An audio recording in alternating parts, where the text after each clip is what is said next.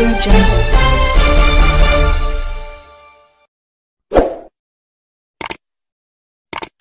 आता मॅडमला आम्ही निवेदन दिलेलं आहे.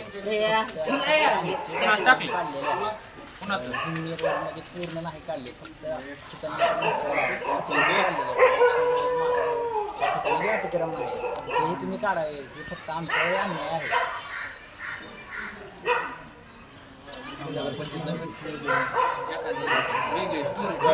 अतिक्रमण सगळ्या काढण्यात येत आहे. की सर्वांचं मावेवाले असतील, रोडवर जे बसणारे हारवाले असतील, सगळ्याचा अन्यथा काढण्यात यावा अशी आमची मागणी आहे.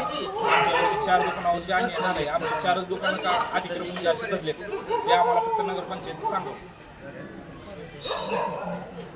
आणि नोटीस न देता काढण्यात आलेले आहेत. आता मगाशी आम्ही साहेबांना विचारला असता की त्यांना तुम्हाला ह्याच्यापूर्वी नोटीस दिलेल्या आहेत असं सांगितलेलं आहे आम्हाला, तर तुम्हाला ह्याच्यापूर्वी नोटीस भेटले नव्हते का? आम्हाला ह्याच्या अगोदर नोटीस काय दिलेलं नाही. साहेब म्हणलेत की तुम्हाला वारंवार नोटीस दिलेले आहेत. आम्हाला प्रूफ दाखवा त्यांचा, त्यांनी दिलेलं नोटीस कोणची तारीख आहे, त्या तारीख बी दाखवा आम्हाला, ते कोणत्या दिवशी दिलेले.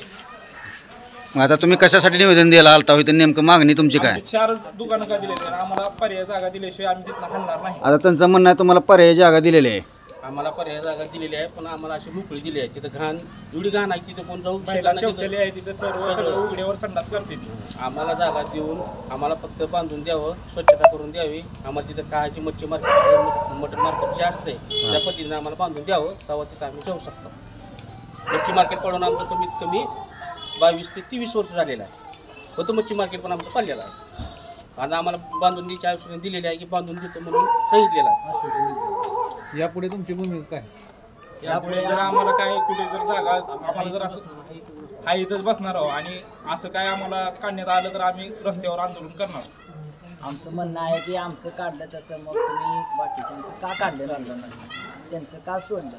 आणि आमचं अतिक्रम काढायच्या टायमाला त्यांचं अतिक्रम मध्ये नाही का? त्यांना आणि आम्हाला कायदा काय वेगळा आहे का? आता कायदा हा काढायच्या सगळ्यांना टायमाला सारखा आहे. असं काय आहे का गाडीधारकांना कायदा नाही आणि खाली फक्त बसणाऱ्यांनाच कायदा आहे? असं काय असेल तरी तुम्ही सांगा.